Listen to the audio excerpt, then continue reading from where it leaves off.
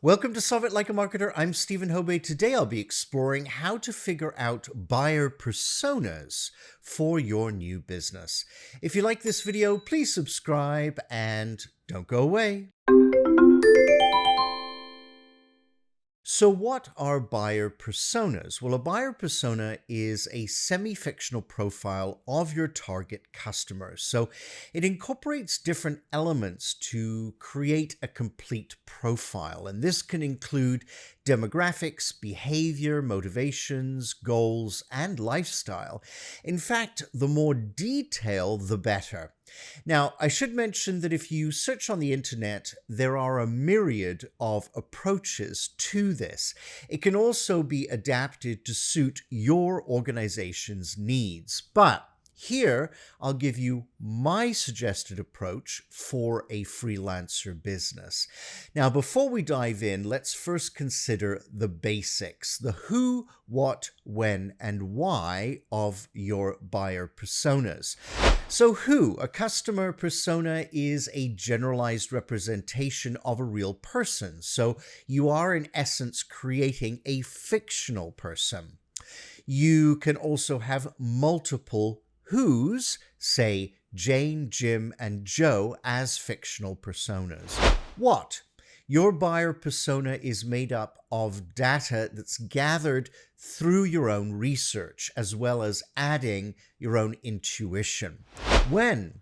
The earlier in your business process you can get to this, the better.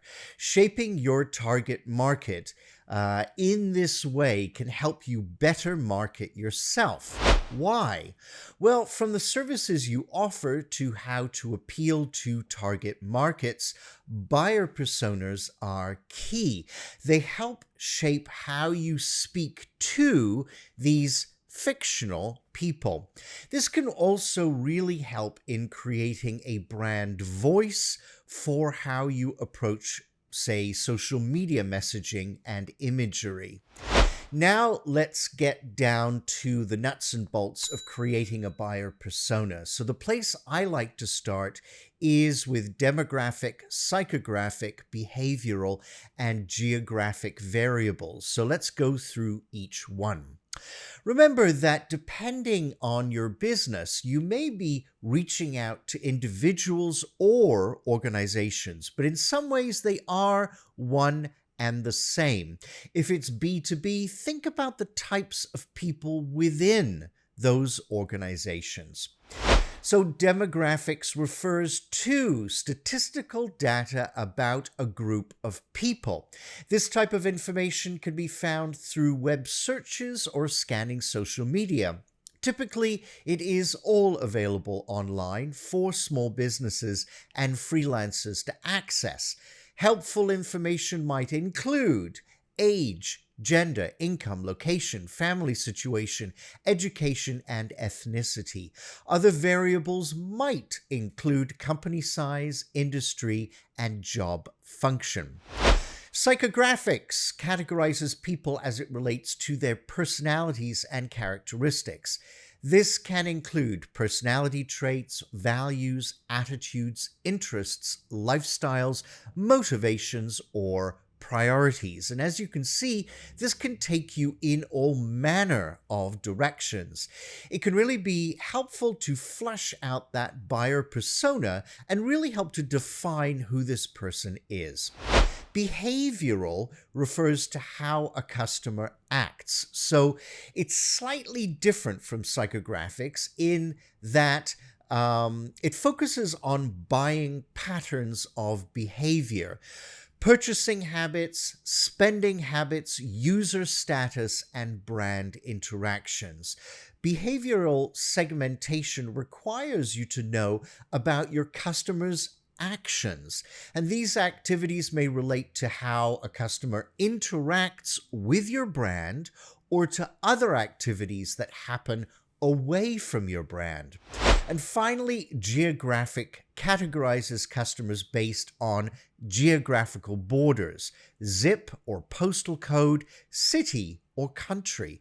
You can even consider radius around a certain location, climate, urban, or rural.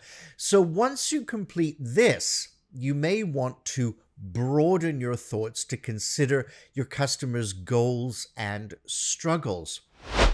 In essence, it's all about how you can help. What features of your service will make your clients' lives easier? What are the true benefits of your product or service?